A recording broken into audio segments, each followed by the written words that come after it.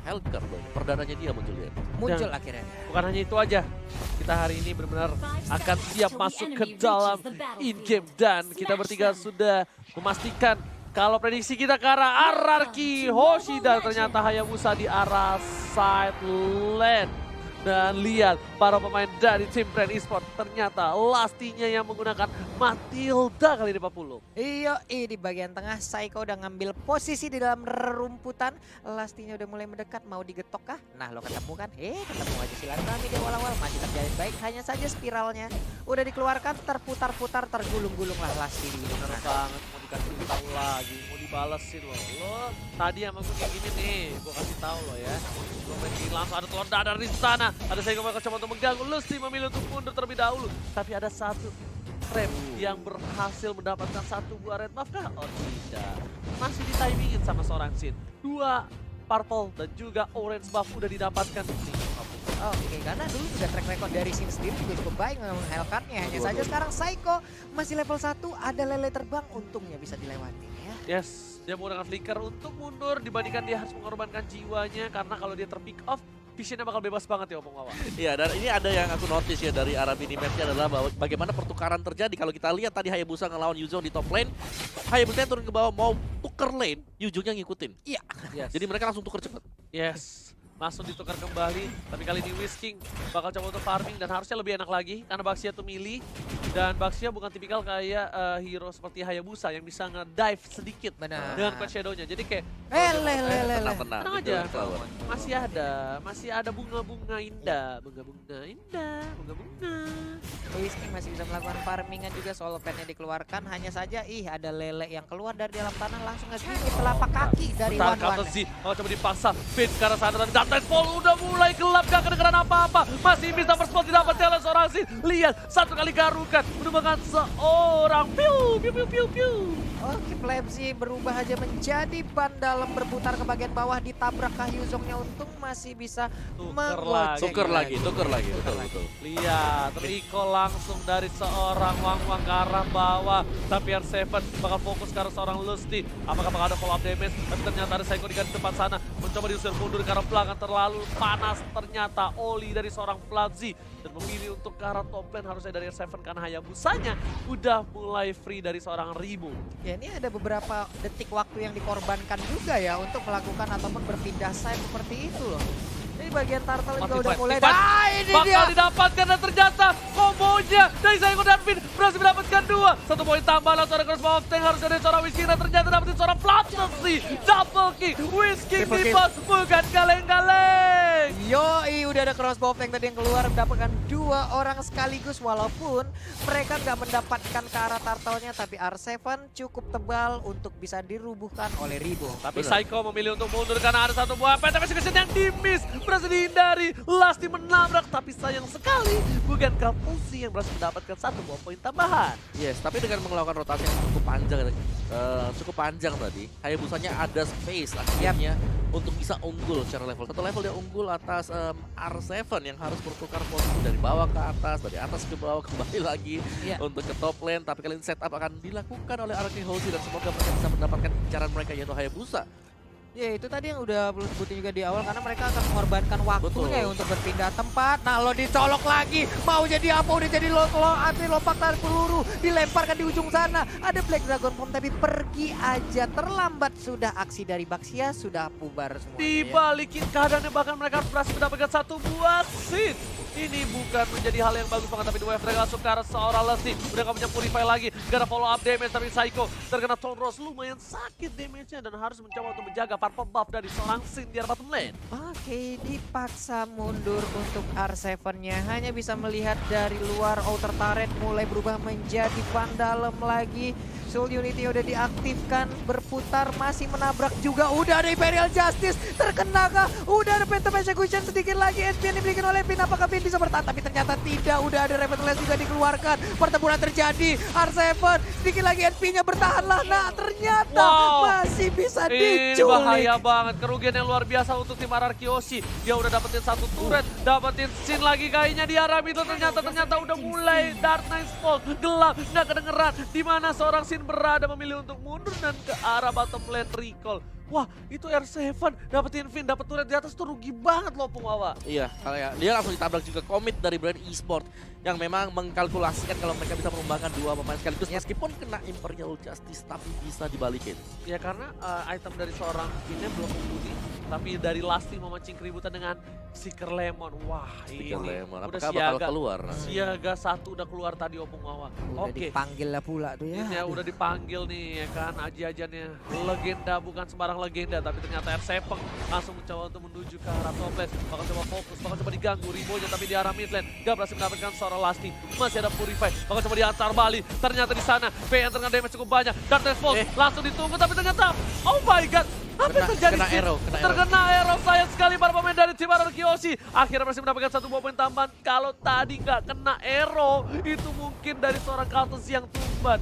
Aduh, ini insting dari Sisi ini udah bagus banget, tapi sekarang Jack Gundonya belum mau dilanjutkan dengan ada Way of Dragon karena cukup riskan, cukup berbahaya. Ada stiker lagi yang dikeluarkan, cukup memancing lagi. Apa yang terjadi dengan Phantom Execution udah tonros juga, tapi Imperial Justice terkena ke arah satu orang.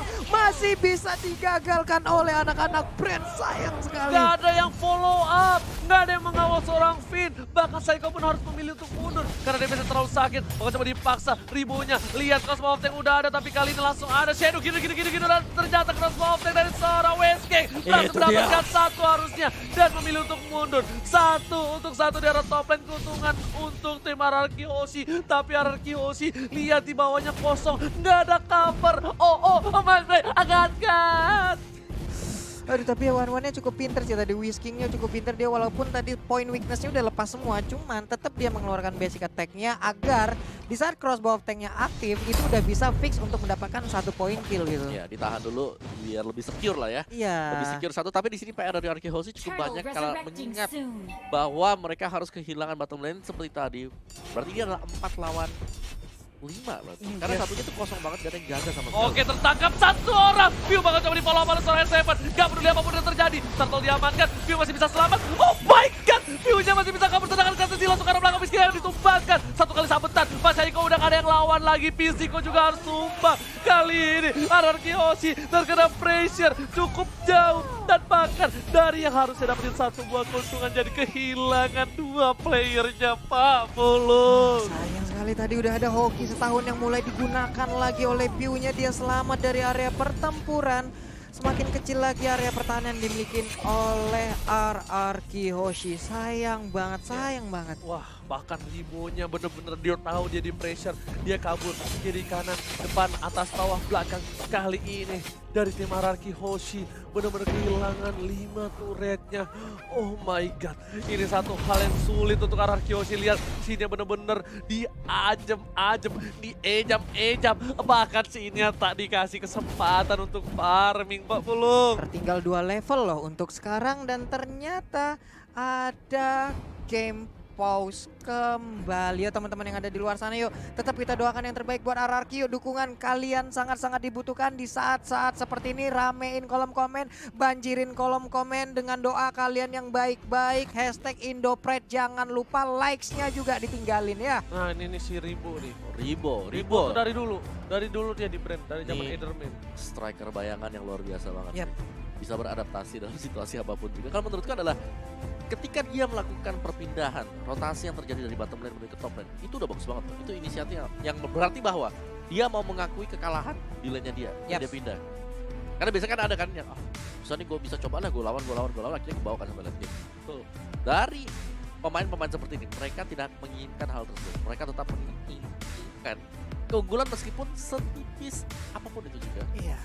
Tuker dan kita lihat tadi ketika dia tuker akhirnya dia bisa unggul level dari ujungnya R7 dan akhirnya bisa untuk Karena- memenangkan duel di top lane. Gimana ya, mau Kamera nggak mau bisa ya kita gitu lagi ya. sih? Apa? Minta mau doa lagi nih, kayaknya Iya. kita harus minta doa lagi Ya nih. kita minta doa lagi nih buat teman-teman semua nih ya. Nih yang DM kita juga udah ramai banget. Mau doa bersama kita nih. doa. Bisa nggak Pak Om, produser? om, Ke kita om. lagi nggak bisa ya? Aduh, teman-teman semua juga ya di luar sana, ayolah doanya diramein lagi. Ada request dari Bapak AP nih soalnya. Doa bareng secara live lagi dong. Doa lagi dong secara live. Iya ya Pak. Abis ini Pak ya nanti Insya Allah Insya Allah Pak, insya Allah. selesai match ini kita menang, kita bakal sebelum masuk ke match kita bakal doa bersama lagi. Amin, ya. amin, Karena insya memang Allah. doa itu adalah salah satu senjata utama juga ya. Yap. Doa usaha itu udah 2 senjata utama yang sangat ampuh, sangat tajam. Nih masih dalam keadaan yang cukup sulit untuk sekarang. RRQ bisa dibilang untuk turretnya, area pertahanannya kecil banget. Dan sekarang sepertinya kita akan balik lagi ke lane of down untuk melanjutkan pertandingan antara RRQ versus Brand Esports. Yes, kita bakal lihat lagi kali ini. VY di depan bakal coba dihajar oleh seorang Flatasy. Memilih untuk mundur, ternyata damage terlalu sakit. Ada Lusty di sana. Bakal dibuka olinya. Whisking bakal coba untuk mengganggu. Flatasy bakal coba ditangkap. Gak peduli apapun terjadi. Wells langsung ke arah belakang. Langsung ke posisi yang salah. Tapi kali ini Whisking bakal menjadi pilihan dan Spin harus mundur. Flat shot. Almost is never enough. Hampir saja dan ternyata lelenya diamankan oleh seorang Pisiko kali ini yang berhasil menyelamatkan seorang VYN. Wow, by the way, cepet banget aksi yang dilakukan oleh Saiko di mana dia melindungi pergerakan dari Finn yang dilemparin dengan Abyssal Arrow. Hanya saja tekanan demi tekanan kembali hadir, semakin kecil lagi. Hanya ada 3 inhibitor turret yang menjadi area pertahanan dari RRQ sekarang. Oh, bukan sembarang pemain, tapi kali ini Riwo. Lihat, dia udah punya item sedikit demi sedikit. Udah masuk menit yang ke-9. Walaupun dia terpick off 1 kali, but it's okay. Dia masih bisa bertahan. Dan Riwo memang bakal difokuskan untuk seorang diri. Dengan emang one by one situationnya, dia tidak akan bersama kawan-kawannya. Mungkin dia bakal follow up aja di belakang, cutting para pemain tim RRQ. Tapi dia Flagas, sekarang suara Lastin, gak ada follow up lagi dan lagi.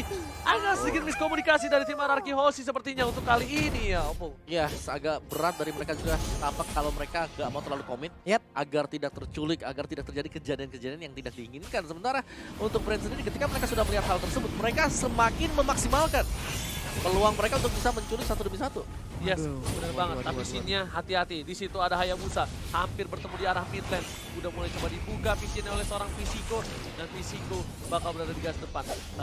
Salah satu orang yang bakal membuka vision untuk tim RRQ yang membuat mereka akan galon kali ini bisa diamankan. Lasty udah pada mulai datang. Kali ini RRQ Hoshi udah mulai menuju ke arah Bapak Lord yang terhormat. Pisiko memilih untuk mundur dengan 1 buah flicker langsung belum ada data mau dibuka oleh seorang Sin. Langsung ke arah belakang. Dia terlalu besar. Masuk ini dapatkan. Tapi Cross Mountain berhasil mendapatkan 1 poin tambahan dan di sisi lain membuat netralisir war. At least langsung ada 1 buah Hayabusa dengan Shadow Kilo. Dan ternyata nggak bisa di follow up. Lasty udah masuk, udah mulai balik kembali. Para tim RRQ Hoshi harus mundur. Damage terlalu hilang, damage terlalu sakit. 2 hilang. Oh my god, Lasty masih mau lagi. Gak berhasil ditangkap oleh seorang VY dan ternyata Whisking memilih untuk buying time. Kali ini Whisking yang save the day. Whisking.